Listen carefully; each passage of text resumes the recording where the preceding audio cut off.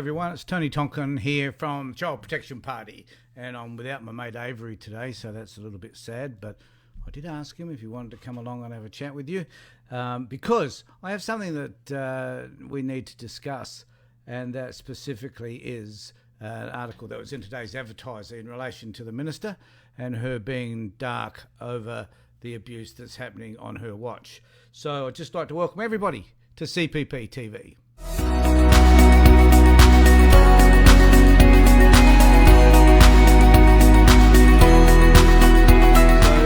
Article is Minister in the Dark over abuse, written by Lauren Novak and a colleague, I think, and I just wanted to actually have a conversation with people about what they think about a minister who doesn't know what actually is happening within her own department, and this is the second or third time I think that Minister Sanderson's been caught out in this regard. Now, I just want to say a couple of things about Rachel Sanderson. Firstly, I think she's a reasonable individual. I think she's a nice person, quite frankly. But the comments that I'm going to make are not about her as specifically as a person and some of the great qualities that she has. I'm going to make these comments based on the fact that her ignorance of what's happening in the department is of paramount importance to all of us who are concerned about the well-being of kids. In this particular instance, again, she has not been aware of a child that has been sexually assaulted, that has been and has, as a result of that sexual assault, I'm assuming, maybe it was consensual, not 100% sure, but a 13-year-old kid has found herself pregnant as a result. Now, if we found that happening within any of our families, I'm sure that the department would respond in a way which would be normally about removing a child. But because these children are particularly young, particularly older, like they're usually, obviously, they're going to be 13, 14, 15, the department doesn't tend to get involved. But we do tend to frown upon those people, those parents whose children wind up finding themselves pregnant at a young age. I'm not suggesting for a moment that frowning upon those parents is at all helpful for the parents, because I don't think it is, and often it's not specifically their fault. But what we do have here is a number of kids who are rebelling against a system in which they do not wish to be involved. So for many of them, they feel incarcerated and they actually want to find a way to leave the system, and they can't. Now, in this particular instance, what did interest me was that, according to the reporting in the Advertiser, is that this particular child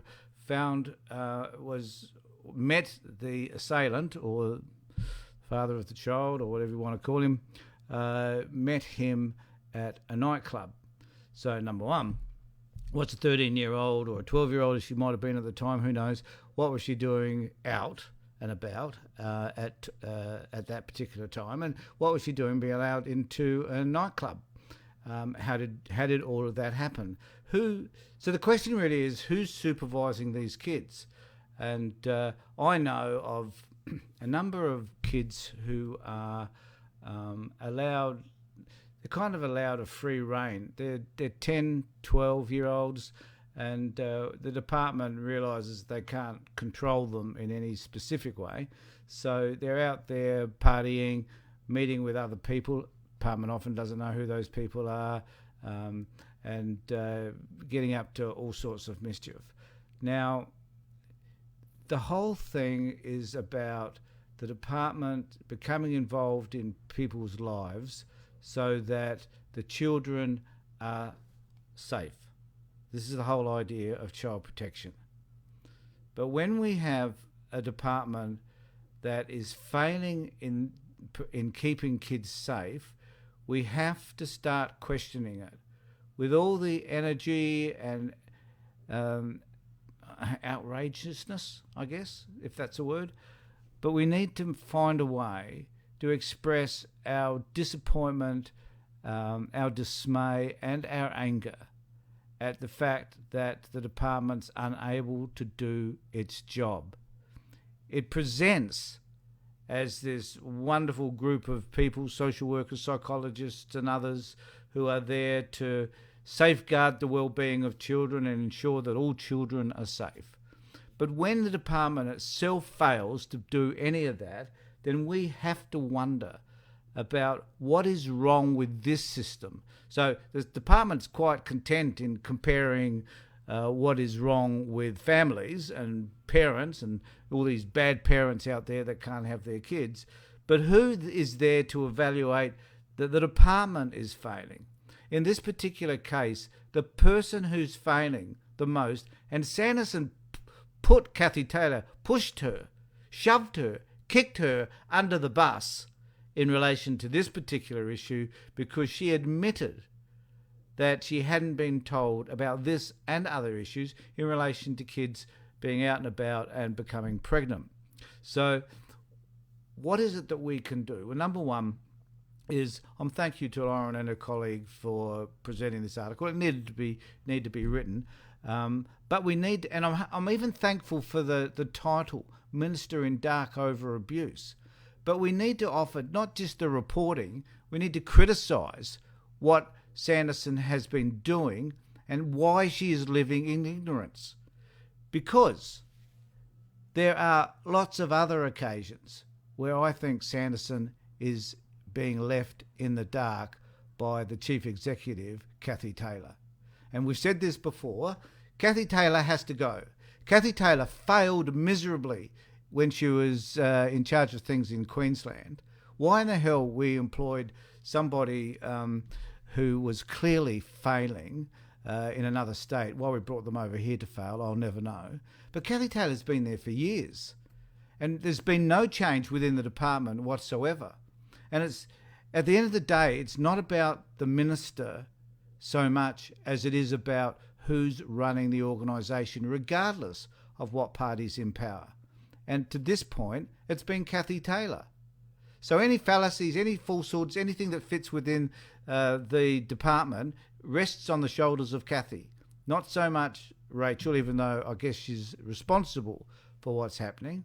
But if I was Rachel Sanderson right at this moment, now that she's said all these things, I would sack Kathy Taylor. I don't think Rachel has an option, actually, at this point, because Rachel looks stupid every time something happens and she's not told about it. So I don't know what it's like for Rachel when, someone like Lauren Novak calls her and says, "Hey, do you know about this kid that's pregnant and had a child? Were you aware of that?"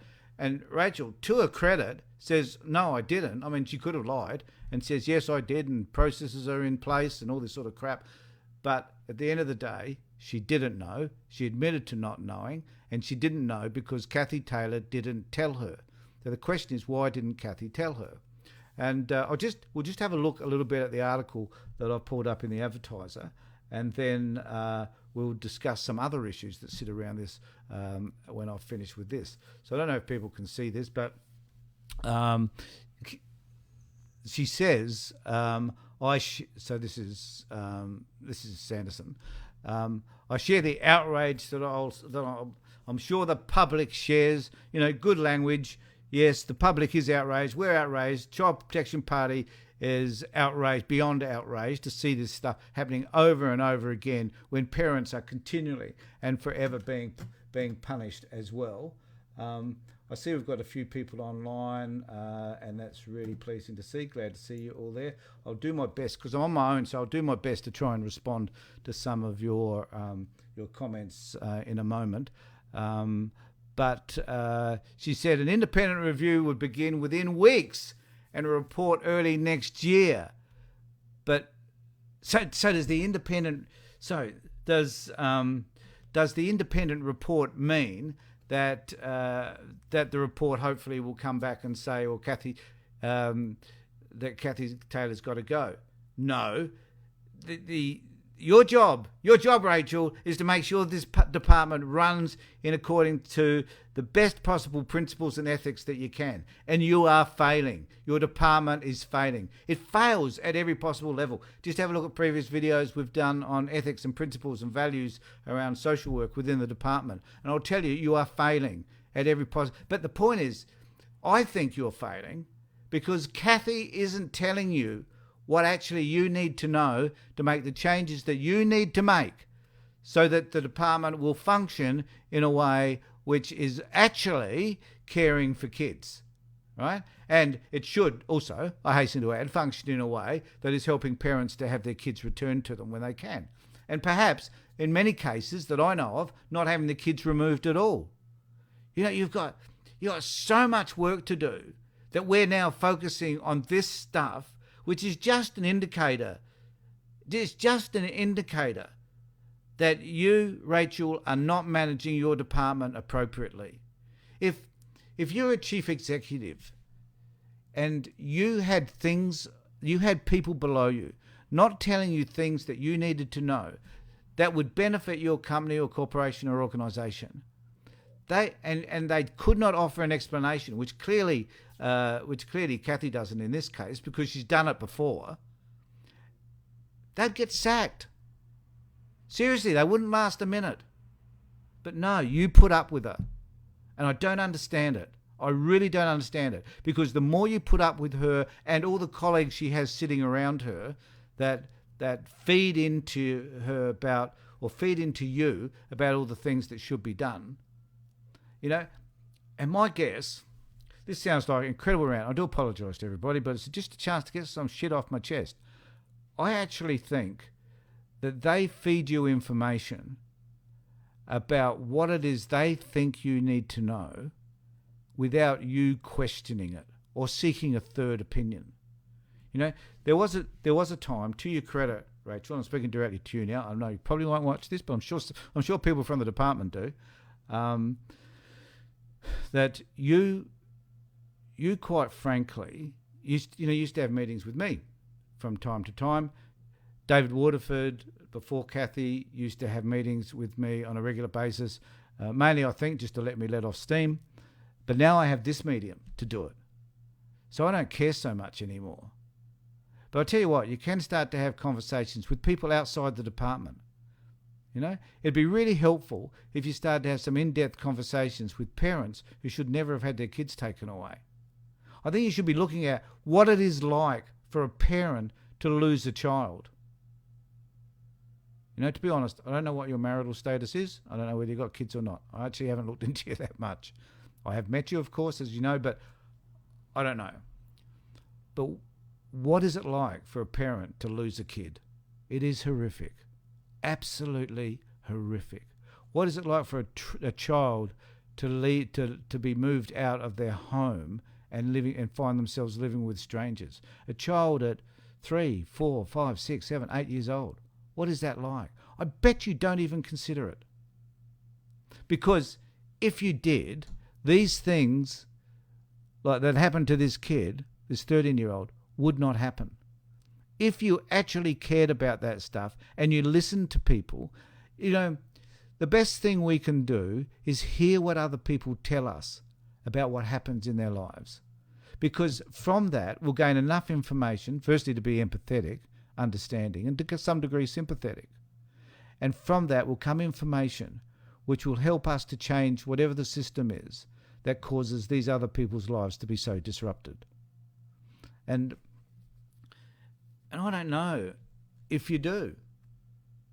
I don't even know whether, Rachel, you have conversations with people that have left care to find out what it's like.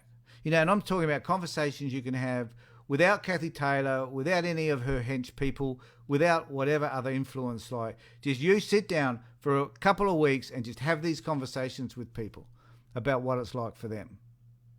Because you friggin' don't know. I know you're not a stupid person, but you do not know what happens to them. Right? Have you met this 13-year-old kid? I doubt that you have. Who have you spoken to in relation to her? Have you spoken to her parents? What do they think? What is her circumstance around being in care? What's that experience been like? How long has she been in care? Was she in resi care, or was she in foster care or kinship care? What sort of care was she in? I guess you're finding some of that information out. But rather than do an inquiry, which is going to cost the government, us, the taxpayer, heaps and heaps of millions of dollars, why don't you just do your own personal inquiry by simply asking people questions without Kathy Taylor's hench people standing around you? I think this would be a really good thing for you to do.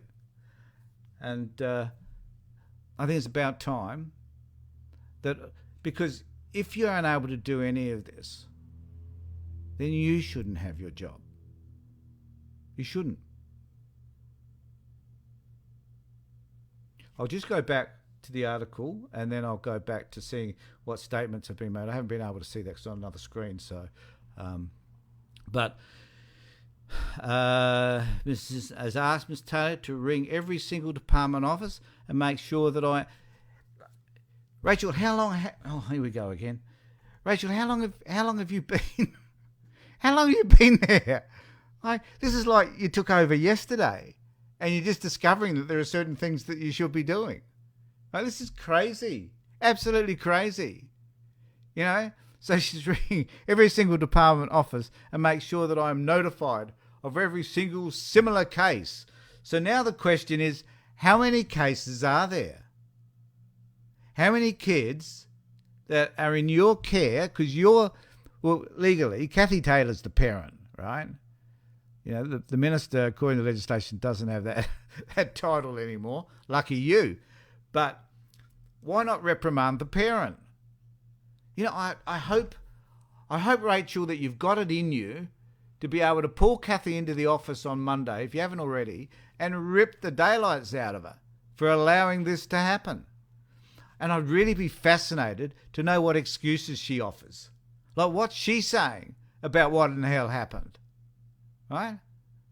Don't know. But I can guarantee you it would be a doozy of an excuse. Like, she'll obfuscate her responsibility somehow around all of this and make it someone else's fault. The system can't cope. Kids do what they want to do. We can't control kids. We can't keep them locked up. No, you can't. Right? But you can find better ways to work with them. What's a 12-year-old, 13-year-old doing out at a nightclub? You as the parent, why aren't you responsible for that?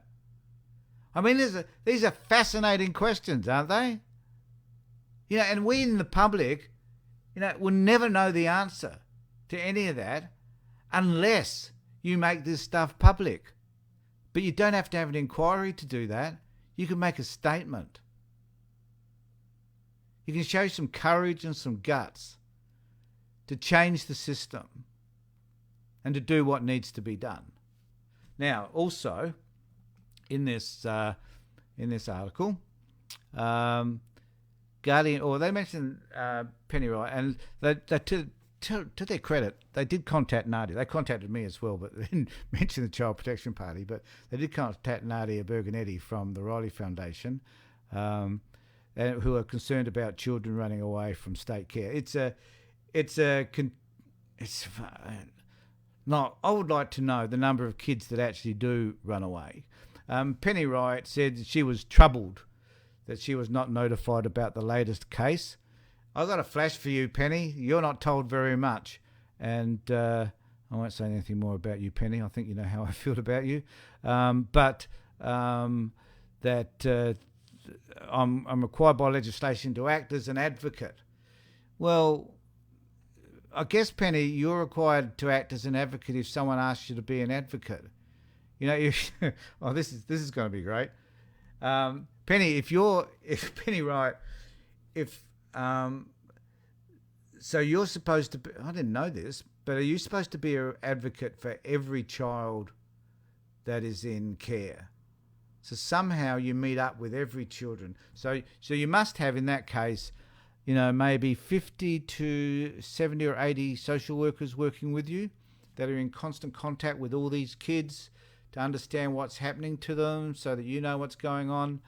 That's crap, because that's not the case. You only got a couple of people working in your office, I understand. So, and that, well, it raises another question. For these troubled kids, who is advocating for them? Who is letting the department, right? Letting Rachel know, So, if you've got a troubled kid, you're going to spend a lot of time with that troubled kid, I reckon. In families, whatever, when issues have happened with our family, it's been about working with the kid to figure out what's going on and to work through that problem, right? And to know that they're supported by us. I'm not saying it doesn't happen, because there's some fabulous workers out there that do work with these kids, youth workers and others. But my guess is that a lot of the time, nothing happens, right? Because most people haven't got the time. They work 9 to 5, Monday to Friday, or sometimes weekend work, but they work shift work, and they don't have the time, effort, and sometimes the energy to negotiate or to feel part of these kids' lives, right? Not like parents do, right? Clearly parents are far more committed, which makes a lot of sense. So, So just to finish off on this note, these kids are just trying to find attachment anywhere they can. I don't know if you can see that there. Anyway, these kids are trying to find attachment anywhere. So who says this? I think this is Penny.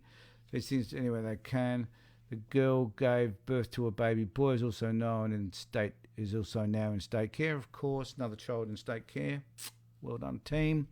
Asked about their father of the baby, Miss Anderson said, this must have been her. I understand there is no further charges being laid. Okay, what does all of this mean? Well, let's have a look at some of the comments. Many kids have been kept from parents. Their human rights gone, says Nats. That's so true. In fact, to some extent, kids don't seem to have any rights, and the department tend to stamp and stomp all over them. I just want to say before I go on, thanks for those people that have been on board, but also that, I don't know whether I've got it here. If you're watching it on YouTube, where I'm also sending it, subscribe and ring the bell so we can have as many people as is possible to join us as well. So I just want to say, so Rachel says most of the time the children run away, missing persons reports are made.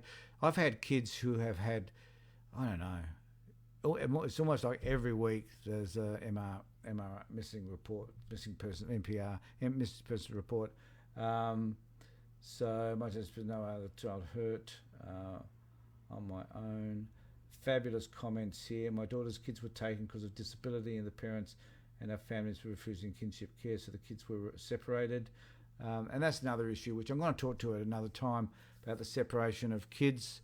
I've read I'll just conclude on this. I've read a fabulous article that my supervisor sent me in relation to the trauma associated with kids being removed from their parents, and the lack of understanding that social workers have around that as an additional trauma, apart from the other stuff that's been identified by the social workers. And we just need to consider that a wee bit more. And JJ says, bring up issues about child drinking, like I did, and the caseworker said, is the carers talk to the child about drinking and being safe. To me, they're saying they're not going to stop the child from drinking. And what is a child meeting the sort of people that they meet at the ages that they are, whereby, someone did present me the other day a picture of the son had sent the dad, the kids in care, and he had, he's 12, and he had a bottle of booze in his hand, and he was over at some random person's place, and the department obviously didn't know where he was.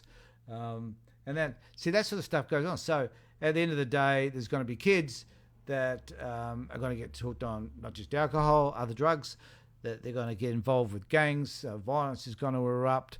If they're women, they're going to get pregnant. If they're men, they're going to make them pregnant. And it just goes on and on and on. And at some point, these cases are isolated cases, we think. But the question is, are they? All right? So, but there are lots of other cases out there that I know of where kids are entering into risky behaviours that will, at some point, if not now, as adults, will get them into a great deal of trouble.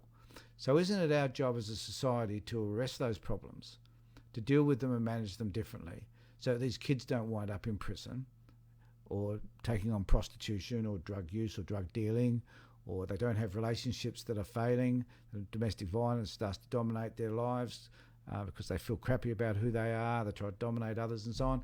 It just gets way out of control. So there are things that we could be doing now, but are not doing, clearly, in order to make this better for these kids.